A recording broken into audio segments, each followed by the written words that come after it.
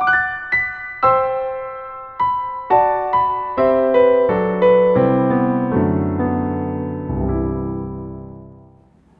TV Muhammadiyah ini, TV-mu. Bismillahirrahmanirrahim. Assalamualaikum warahmatullahi wabarakatuh.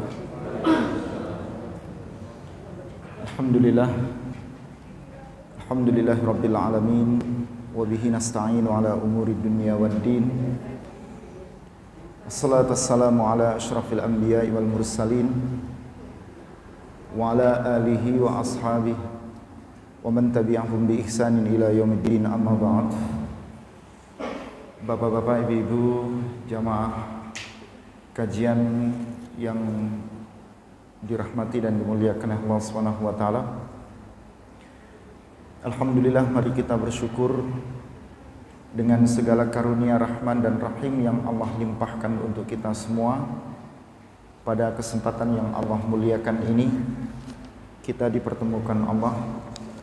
Salawat, salam semoga tercurahkan kepada Rasulullah Muhammad SAW yang menuntun dengan tuntunan dan ketauladanan untuk kita semua, sehingga kita menjadi hamba-hamba Allah yang selalu berpegang teguh terhadap tuntunan-tuntunan yang bernuansakan ketauhidan, karena tidak ada tuntunan yang diajarkan Allah dan Rasulnya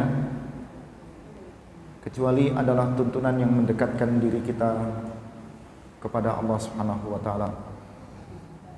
Jamaah sekalian yang dirahmati dan dimuliakan Allah Subhanahu wa taala.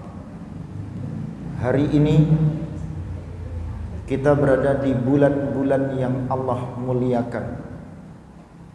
Yang salah satu di antara bulan-bulan yang Allah muliakan itu adalah bulan Dzul Hijjah, dan termaktub di dalam tuntunan-tuntunan Allah dan Rasulnya, kalaulah Allah meletakkan 12 bulan dalam satu tahun, dan diterangkan dalam hadis Rasulullah Muhammad SAW yang menerangkan bahwasannya di antara 12 bulan itu minha arba'atun hurum, ada 4 bulan yang diharamkan oleh Allah di dalamnya. Yang diharamkan dimaksud di sini adalah diharamkan untuk melakukan peperangan. Dalam konteks kita hari ini, diharamkan untuk banyak melakukan kemaksiatan. Diharamkan bagi kita untuk melakukan kebatilan. Dianjurkan bagi kita untuk banyak-banyak melakukan kebaikan. Thalathatun mutataliyat, 3 bulan berturut-turut. Ada Dzulqa'dah, Dzulhijjah, dan Muharram. Hari ini kita berada di antara bulan Muharram dan kemarin bulan Dzulqa'dah. Dan 1 bulan berikutnya adalah Rajab Mudhar yang dikenal dengan bulan Rajab. Baina Jumadai, di antara 2 Jumadah. Ada apa dengan bulan Dzul Hijjah? Dituliskan dalam kalimat berbahasa Arab Dzu atau Dzi yang berfungsi litamlik, berfungsi memaknai akan sebuah kepemilikan. Al-Hijjah, Al-Hijjah berarti hajjah Yahud, ibadah haji. Berarti Dzul Hijjah, bulan yang ibadah haji dimiliki di dalamnya, bulan yang memiliki amalan yang Allah muliakan, dan di antara kemuliaan itu adalah menunaikan ibadah haji. Di dalam beberapa riwayat hadis Rasulullah SAW disebutkan wal hajj al mabrur laisa lahul jaza illa al jannah, dan ibadah haji yang mabrur, ibadah haji yang di dalamnya menuai kebaikan, tidak ada ganjaran, tidak ada pahala di dalamnya kecuali al jannah, yaitu surga. Makanya bulan itu menjadi bulan yang dimuliakan oleh Allah karena di dalamnya ada syariat, yang syariat itu kita kenal dengan ibadah haji. Berbicara masalah ibadah yang diajarkan Allah dan Rasulnya di dalam bulan Dzulhijjah, tentunya semuanya mengarahkan kepada ketauhidan, penguatan diri kita menjadi sosok yang bertauhid kepada Allah, menguatkan diri kita menjadi sosok yang berpegang pada kalimat la ilaha illa Allah. Tidak ada sesembahan kecuali hanyalah Allah Subhanahu wa taala. Ada lamun nahiyah, lalu kemudian ada illa yang disebut dengan harful istisna. Ketika lamun nahiyah, la dengan illa ini dihilangkan, la ilaha illa Allah, maka ketika la dihilangkan dan illa dihilangkan, maka maknanya akan menjadi ilahun Allah. Sesembahan itu hanyalah Allah Subhanahu wa taala.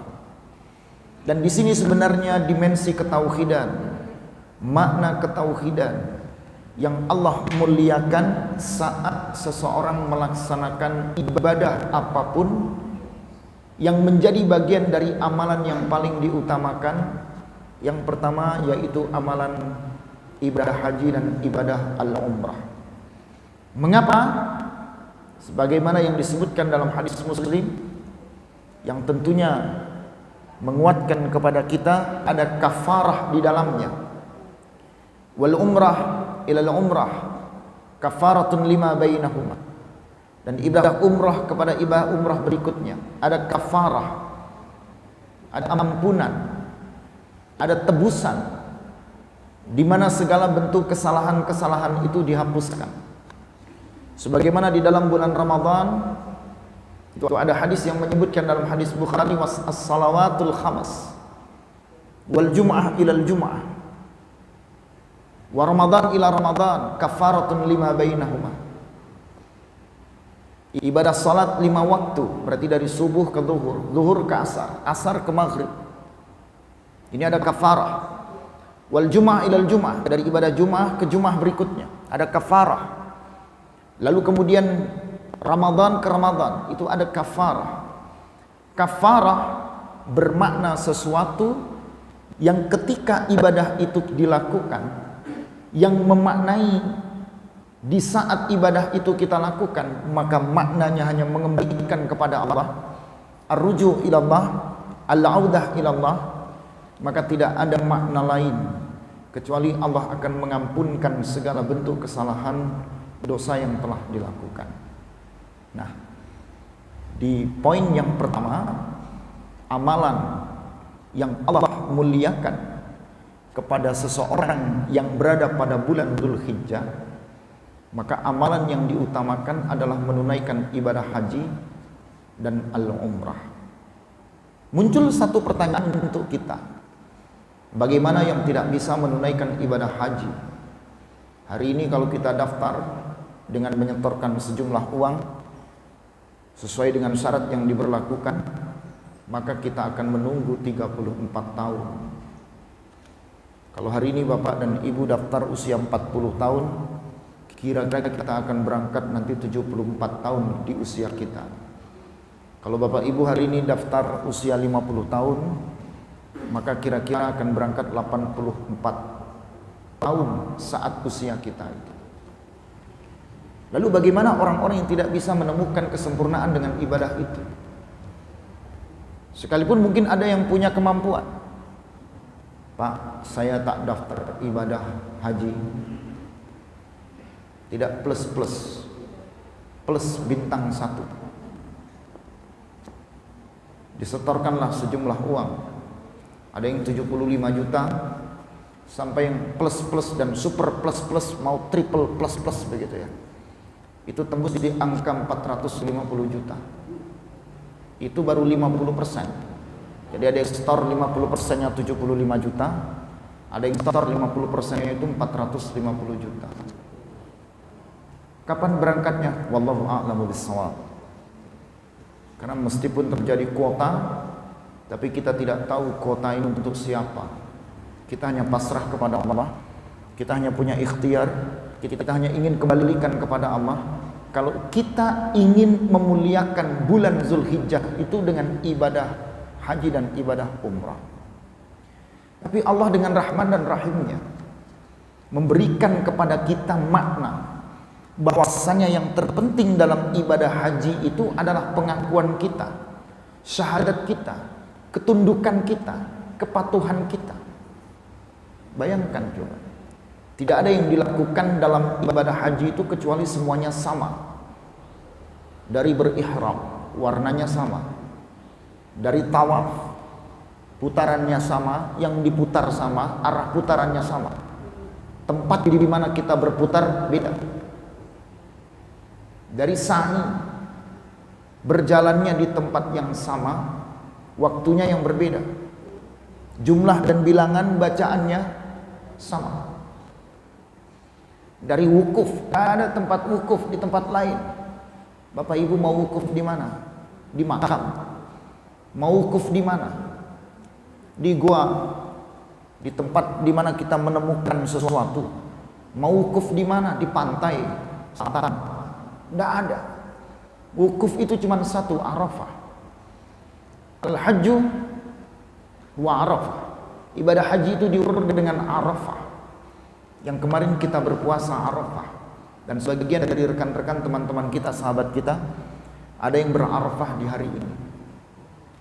Fungsinya untuk apa Arafah itu?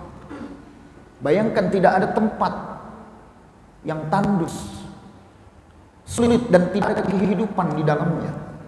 Seperti ketika Nabi Ismail alaihissalam ditinggal bersama ibunya oleh Ibrahim alaihissalam di tempat yang tidak pernah ditempati oleh manusia. Di tempat yang tidak ada kehidupan, kecuali kehidupan itu adalah kehidupan orang-orang yang berani menantang dirinya dengan bertauhid kepada Allah. Saya hanya bersandar kepada Allah kalau ini perintah Allah. Bayangkan di Arafah dengan suasana, suhu, tekanan angin, yang hari itu tentunya tidak mesti sama dengan tekanan suhu yang ada di negeri kita. Kita diletakkan di situ, didiamkan di situ karena wukuf. Waqafa itu diam, seperti tanah ini diwakafkan, bacaan ini diwakafkan, berarti berhenti, diam. Nggak ada bacaan lain, nggak ada kalimat lain, kecuali kita cuma berdoa kepada Allah, meminta kepada Allah, mengagungkan Allah. Itu hakikat ibadah haji, bertauhid. Memaknai ketauhidan itu menjadi bagian dari darah daging yang ada dalam kehidupan kita. Lalu apakah ibadah haji itu sekedar kita lakukan?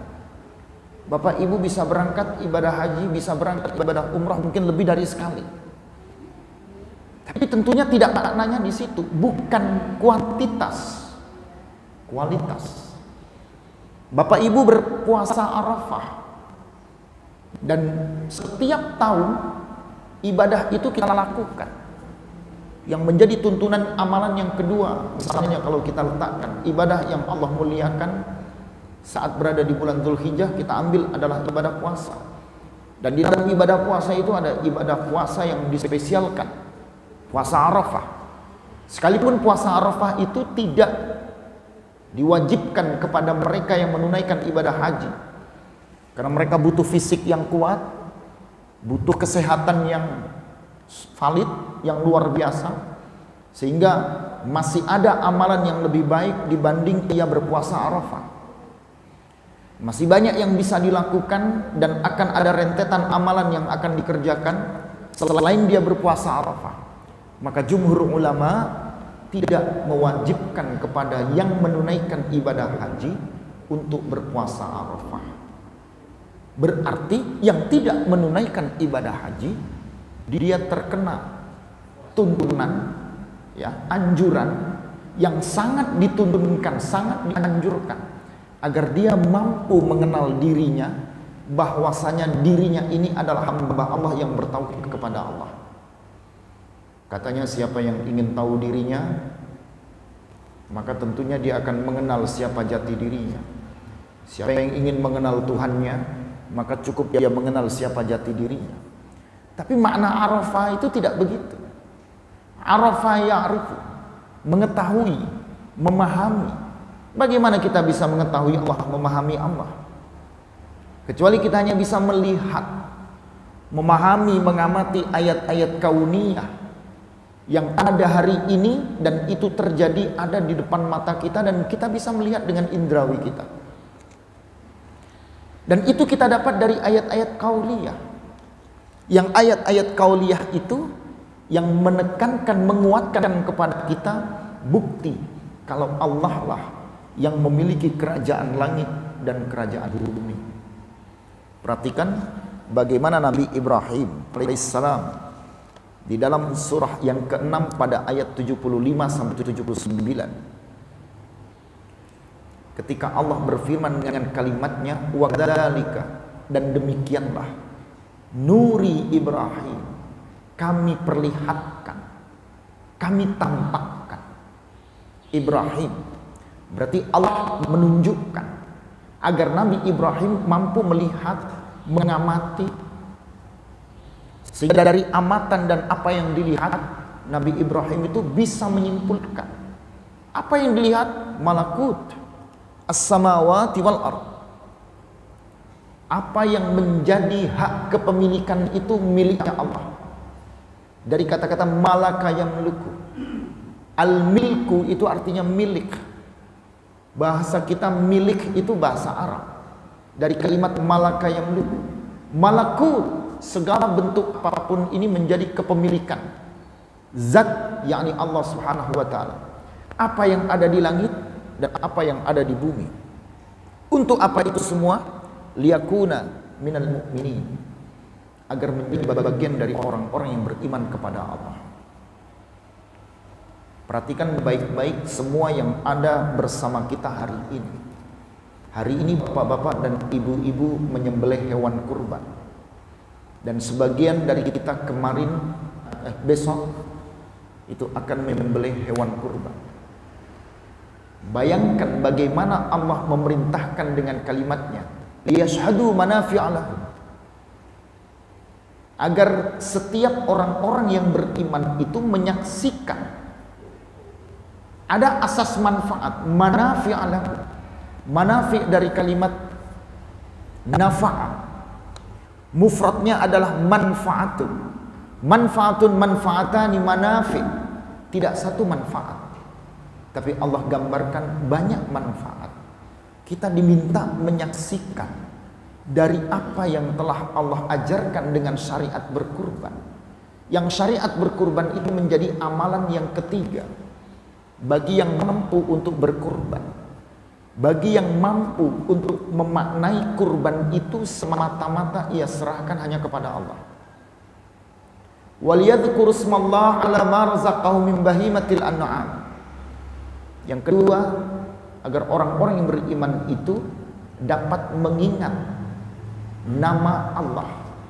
Kalau udah kalimatnya liyadhkuru ismallah, agar mereka ingat namanya Allah. Apa yang kita ungkapkan ketika kita menyembelih? Ini pisau sudah ada tajam, melengket, dia nempel di lehernya, di hulqumnya, tenggorokan daripada hewan yang akan dikurbankan. Tidak ada kalimat lain yang diucapkan seorang jagal kecuali dia mengucapkan Bismillahi Allahu Akbar. Kalimat tauhid dengan nama Allah. Dengan nama Allah. Kalau sudah dengan nama Allah, berarti tidak ada ilah kecuali Allah. Tidak ada sesembahan kecuali Allah. Tapi mohon maaf, yang menyembelih ini faham tidak? Sadar tidak?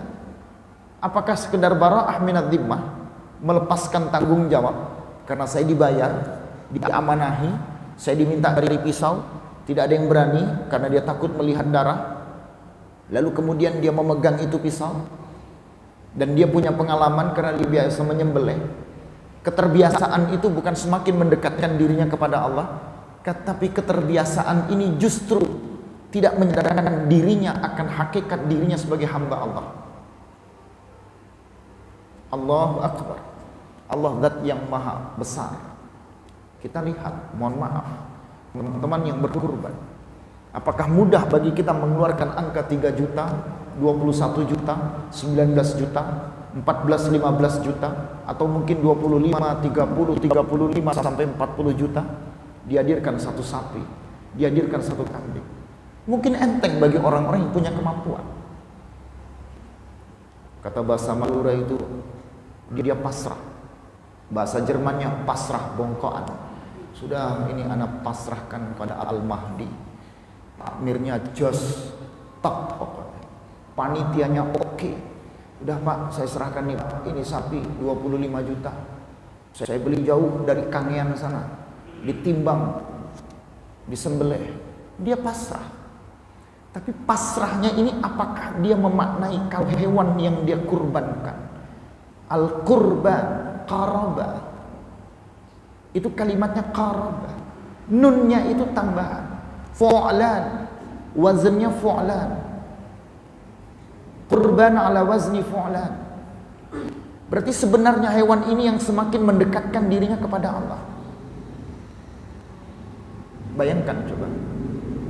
Apakah syariat kurban yang menjadi amalan berikutnya yang menjadi Allah muliakan saat kita berada di bulan Zulhijjah itu menjadi catatan amalan yang kita pegang benar-benar. Sebagian kita berselisih hal-hal yang tidak prinsip, berselisih masalah hari. Ada yang bilang kenapa kita sembelih hari Sabtu sementara saudara kita ini masih berpuasa di hari Sabtu. Kita makan sate, makan daging, bagi-bagi kambing, bagi-bagi daging kambing, bagi-bagi daging sapi. Tetangga kita masih berpuasa. Mbok yao sholatnya hari Sabtu, nyembelihnya hari Ahad. Bagi sebagian orang. Bagi yang satunya mengatakan enggak, kami suka komitmen ini. Kami mengikuti perintah dan aturan yang sudah berlaku. Syariatnya mensegerakan. Yang satunya lagi mengatakan, Bapak Ibu sembelih berapa kambing, berapa sapi? Al-Mahdi berapa sapi? Cuman 5. 9 balik. Alhamdulillah. Wa tamma bisyukrillah. Ya. Kambingnya berapa? 8, alhamdulillah. Ya. Apakah ketika kita mendapatkan hewan kurban, ada beberapa masjid itu sampai 21, 18, 29 disembelih satu hari. Padahal ini ada tanggal 10, ada hari tasyrik 11, 12, 13. Mengapa tidak disembelih 4 hari, 4 ekor, 4 ekor, 4 ekor, 4 ekor begitu? Lebih totalitas. Enggak Pak, kami sekali begitu. Akhirnya makna kesadaran kita bertauhid ini yang perlu dibicarakan sebenarnya. Pak, kami cuma 5 ekor sapi Pak. Oke, 2 sapi kita sembelih tanggal 10, 1 sapi tanggal 11, 1 sapi lagi tanggal 12. Pak, nggak macul Pak, besok ngantor. Ini artinya kesadaran kita untuk memaknai kurban ini sebagai apa ya, perihal yang semakin mendekatkan kita kepada Allah itu tipis. Dan boleh ditanya kepada teman-teman kita di masyarakat, biaya yang kita keluarkan untuk Idul Fitri itu jauh lebih besar daripada biaya yang kita keluarkan untuk Idul Adha. Idul Fitri kalau mudik luar pulau sudah berapa? Karena pegawai negeri ASN 2 anak 1 istri 4. Tiketnya berapa? 700.000, 800.000, 1 juta. PP 10 juta untuk tiket saja itu. Belum oleh-olehnya, belum perjalanannya, jalan-jalanannya dan seterusnya. Dengan mudah kita keluarkan 15 juta, 20 juta, 25 juta dan seterusnya. Rumah diperbaharui, angpau diperbanyak dan seterusnya. Tidak sedikit yang dikeluarkan. Tapi begitu mengeluarkan hewan kurban dengan 1 ekor sapi, 1 ekor kambing, beratnya naudzubillah min dzalik. Ini masih sadar kesadaran yang rendah.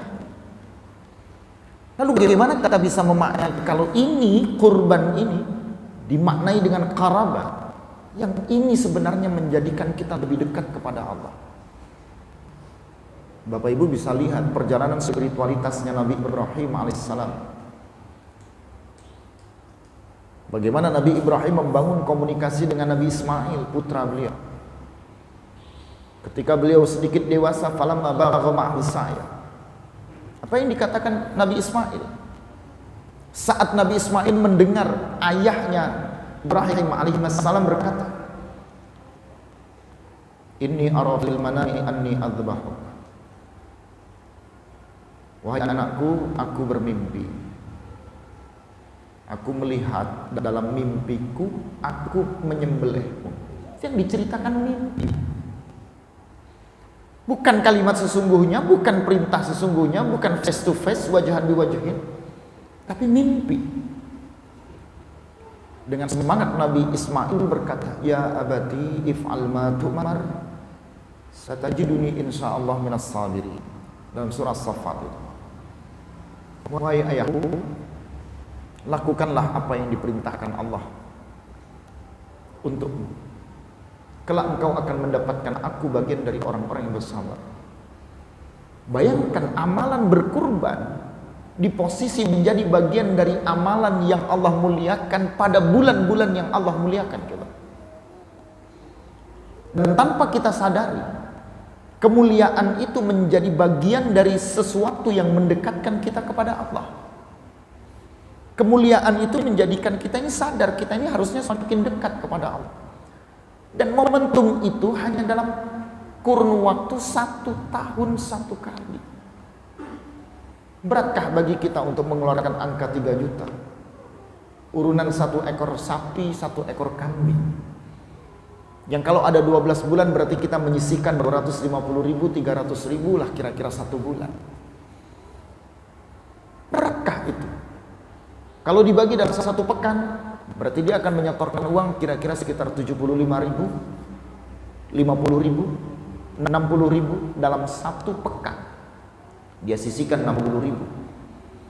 60.000 bagi itu selama 7 hari. Berarti 1 hari dia cuma sisihkan 10.000, 10.000, 10.000.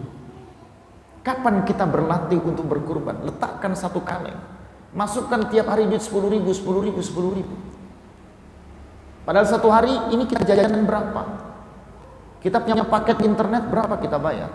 Ledeng kita, listrik kita, AC kita, kulkas kita, bensin kita.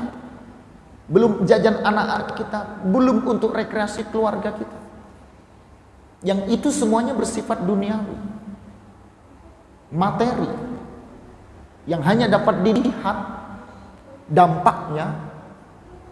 Karena itu bersifat duniawi. Ada sesuatu yang Allah pentingkan yang bersifat ukhrawi. Dan itu tidak menjadi sesuatu yang kita pekakan di situ. Disinilah Allah berikan rahasia itu, sehingga kurban itu bukan sepele, bukan hal yang biasa, hal yang luar biasa dan menjadi syariat sampai hari ini. Nabi Ibrahim mengajarkan kita membangun spiritualitas, dan itu ada nilai didiknya kepada keluarga kita. Coba perhatikan ya, bagaimana Allah menspesialkan Nabi Ibrahim, dan itu Allah spesialkan dalam keluarganya Nabi Ibrahim. Pada surah Ali Imran, surah ketiga ayat ke-33, yang Allah khususkan dengan kalimatnya, Innallaha astafa Adam wa Nuhan wa ala Ibrahim. Innallaha, sesungguhnya Allah subhanahu wa ta'ala, istafa, telah memilih. Apa yang Allah pilih? Adam, personal. Yang kedua, Nuhan, personal. Tapi untuk Nabi Ibrahim Allah sebutkan wa ala Ibrahim, dan keluarganya Ibrahim. Berarti Nabi Ibrahim ini sukses, berhasil, tidak sekedar mengajarkan ketauhidan, tetapi mendidik keluarganya bertauhid kepada Allah. Jangankan kita ini mendidik keluarga kita bertauhid, kita saja kadang-kadang belum bisa bertauhid. Bapak kurban berapa? 1 ekor kambing, Pak, atas nama saya gilir, Pak. Kenapa digilir? Tahun ini saya, tahun depan istri, tahun berikutnya anak pertama, tahun berikutnya anak kedua, terus berjalanlah 5 tahun. Padahal prosentase dari pendapatan kita, kalau kita ukurkan dengan UMR kita, ini tidak ada apa-apa. Mana ada hidup itu dibuat enak? Semua hidup itu tidak enak. Dan kalau hari ini ada yang mengatakan hidup ini enak, sebenarnya kita berada dalam ketidakenakan. Siapa yang menyangka hidup kita ini berada dalam zona aman? Tidak.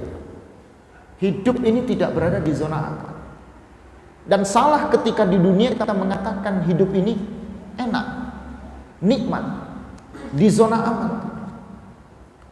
Ad-dunya sijnul mu'minin wa jannatul kafirin, kata Rasulullah. Dunia ini penjaranya untuk orang-orang yang beriman.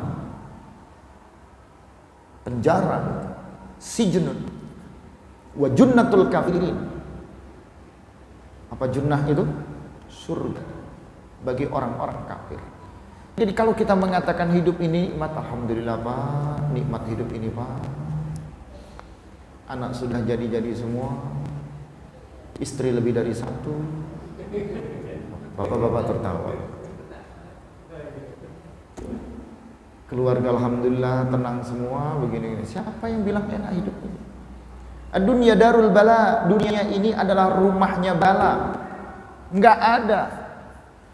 Siapa yang hari ini orang-orang berada dalam keadaan nikmat, berada di zona aman? Tidak. Bapak ibu tidak punya duit, berkeluh kesah. Kebanyakan duit juga berkeluh kesah. Bagaimana kalau kebanyakan duit berkeluh kesah? Bingung naruh duitnya di mana? Karena dikit-dikit nanti kena pajak. Sehingga kalau dia beli apapun dia harus terkena 33%. Beli kendaraan 100 juta atau 1 miliar, pajaknya 333 juta. Itu kebanyakan duit, bingung. Bingung menaruh dan meletakkannya, bingung membelanjakannya dan akan diletakkan di mana. Yang akhirnya dilakukan tipu-tipu. Kendaraan di atas namakan pembantu, rumah di atas namakan siapa begitu. Jadi nggak punya duit bingung, kebanyakan duit bingung. Sakit ya bingung, terlalu sehat juga bingung. Terlalu bodoh kita ini juga bingung, terlalu pintar juga bingung. Banyak kan teman-teman kita yang pintar-pintar nih, kebablasan pinternya, akhirnya lupa dengan Allah. Man izdada ilman wa lam yazdad hudan lam yazdad Allahi illa bu'dan. Siapa yang ilmunya bertambah tapi hidayah Allah enggak bertambah, maka enggak ada yang bertambah dari Allah kecuali dia semakin jauh dari Allah. Nah, momentum kurban itu menyadarkan kita. Ibarat handphone dalam hidup kita ini, handphone ini kita akan mati dalam 1 hari, 1 kali 24 jam. Ibarat hidup ini kita akan berada di titik kejenuhan, baru dicas, handphone dicas full lagi.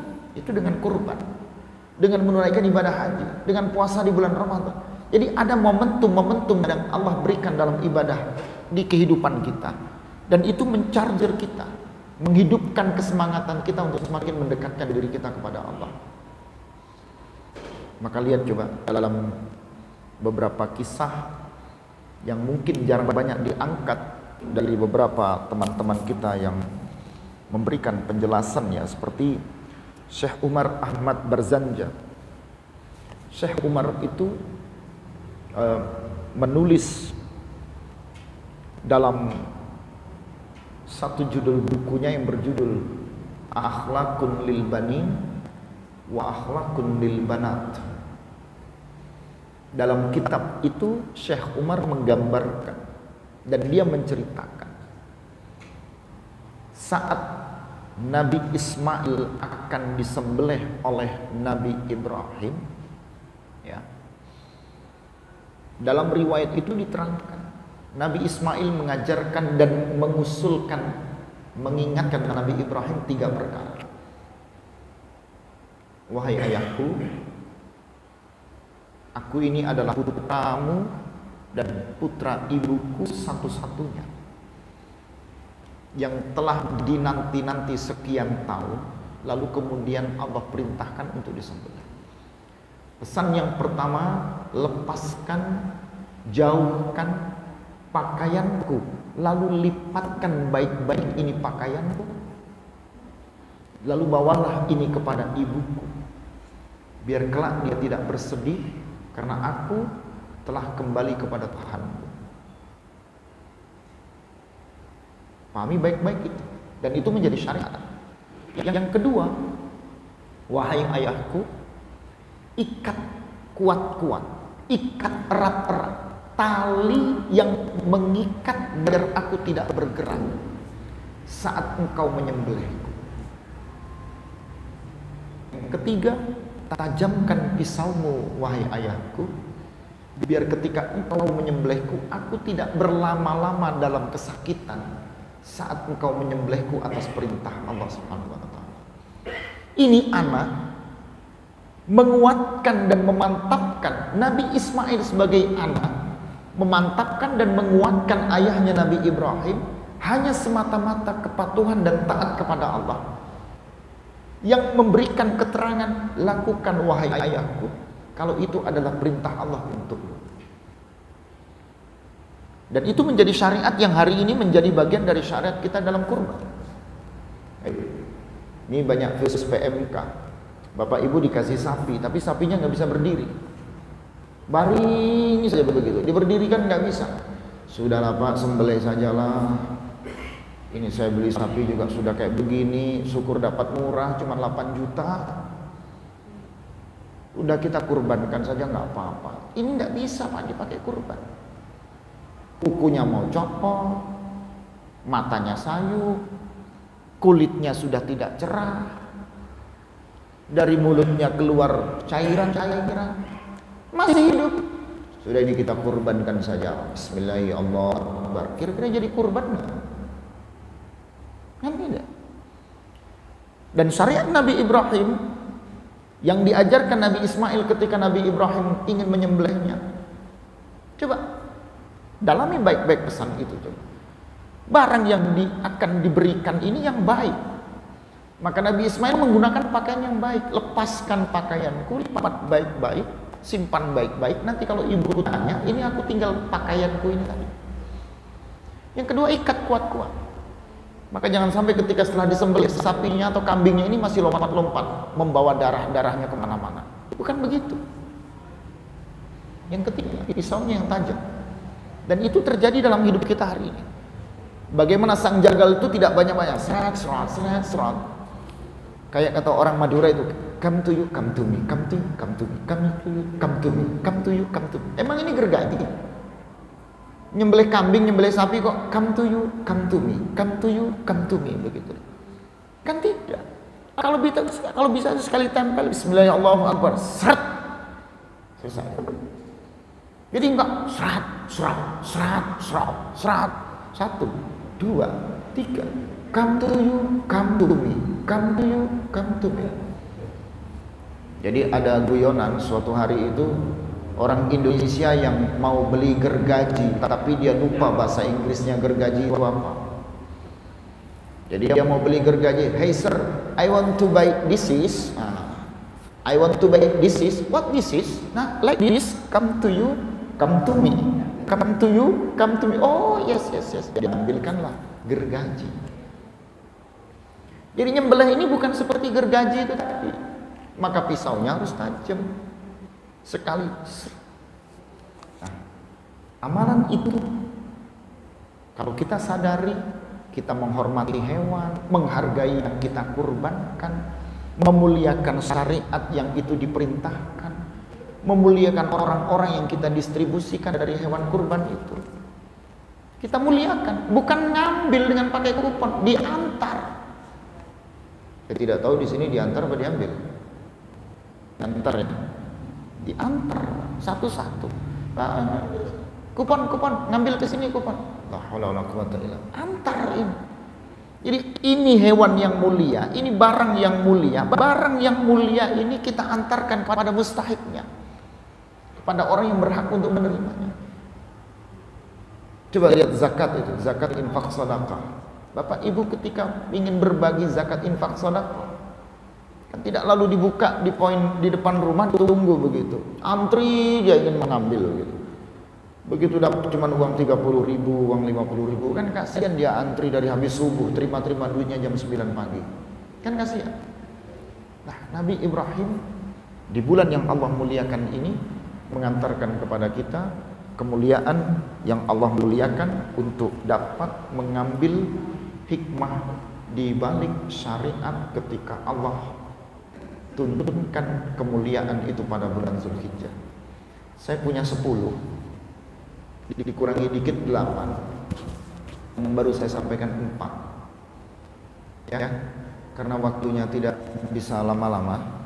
Saya khawatir nanti ada barisan sakit hati begitu kan. Bapak ibu ini kan capek tadi ya, habis menyembelih, peralatannya masih ada begitu ya. Mas dan ini tadi saya tanya, Mas nggak pegel tak Mas? Oh, nek ngaji nggak ada yang pegel Ustaz. Oke. Jadi kalau 4 ini tawar menawar kita teruskan, jalan ini bisa sampai jam 7 lebih seperempat, setengah 8 gitu ya.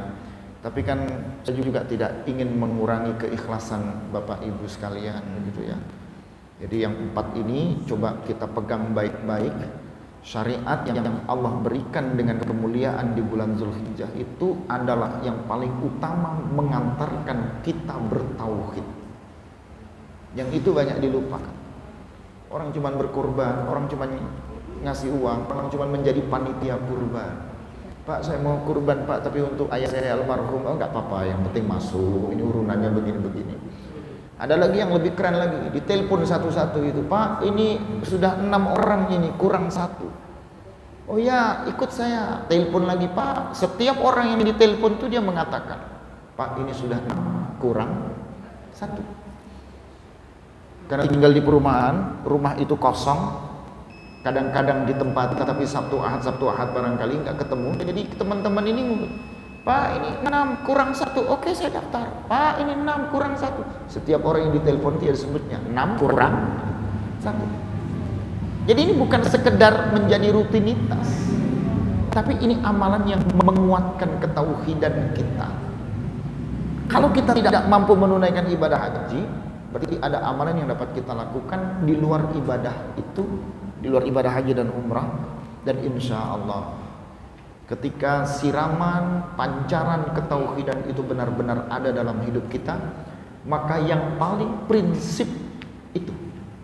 Ini bukan perdebatan-perdebatan kecil-kecil yang ini ada yang ngambil hari Ahad, ada yang mengambil hari Sabtu, ada yang Arafahnya di hari Jumat, ada yang Arafahnya di hari Sabtu, ada yang mau memperdebatkan harus begini begitu dan seterusnya ya. Bukan itu sebenarnya, tapi ada yang lebih prinsip. Kalau kita sudah meletakkan sesuatu itu pada prinsipnya, maka hal-hal yang tidak prinsip itu akan ngikut, akan secara otomatis. Nah, bagaimana yang prinsip itu kita tanamkan dalam hidup kita? Kita tidak dikasih kesempatan Allah untuk bisa menunaikan ibadah haji maupun umroh tiap tahun, maka ada amalan yang dapat kita lakukan. Mungkin kita bisa berpuasa Arafah, kita bisa berkurban, dan banyak hal lain yang bisa kita lakukan dengan kalimat-kalimat termasuk lantunan takbir, tahmid, tasbih dan tahlil. Yang kalimat itu bukan sekedar kalimat-kalimat yang kita ungkapkan dengan angka dan nominal berapapun. Bukan perdebatannya takbir itu 2 kali, 3 kali, 5 kali, 7 kali, 9 kali ya kalimatnya itu. Bukan itu, tapi ada yang lebih esensi, memaknai diri kita ini untuk kembali arju al-audah ilallah ta'ala. Ada pertanyaan? Silakan. Sambut. Oh, Masya Allah. Ya, Alhamdulillah. Mudah-mudahan bapak-bapak, ibu-ibu sekalian mendapatkan pencerahan yang sedikit ini ya dari tausiah kita di kesempatan ini. Mohon maaf saya tidak mengangkat satu ayat atau satu hadis karena bukan kajian rutin. Saya pikir ini kayak kajian lepas saja. Mudah-mudahan yang disampaikan ini dalam momen yang sesingkat ini memberikan semangat kita untuk menata hati kita dengan bertauhid, dengan semata-mata menghambakan diri kita kepada Allah Subhanahu wa taala. Mohon maaf atas segala kekurangan. Akhirul kalam billahi taufiq fi sabilil haq. Wassalamualaikum warahmatullahi wabarakatuh.